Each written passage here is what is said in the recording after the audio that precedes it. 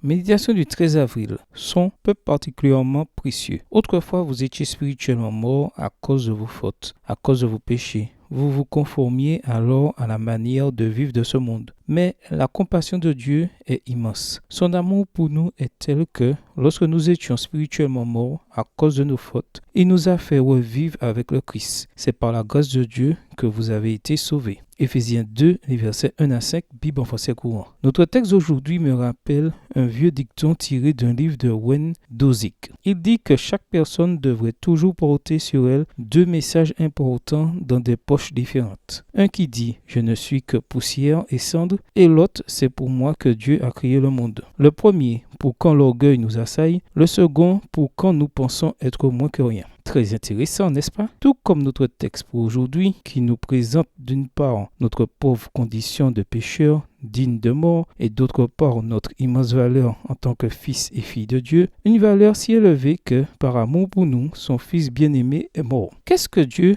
a vu en nous pour mettre en place un plan de sauvetage aussi coûteux? Répondons par une autre question. Quelle qualité possédaient les anciens Hébreux pour que cela fasse d'eux le peuple élu de Dieu? Apparemment, aucune. Ce n'est point parce que vous surpassez en nombre tous les peuples, leur a dit Moïse, que l'Éternel s'est attaché à vous et qui vous a choisi, car vous êtes le moindre de tous les peuples. Mais parce que l'Éternel vous aime, parce qu'il a voulu tenir le serment qu'il avait fait à vos pères. Deutéronome 7 et versets 7 et 8. C'est par amour que Dieu les a choisis pour être son peuple particulièrement précieux. Exode 19, verset 5.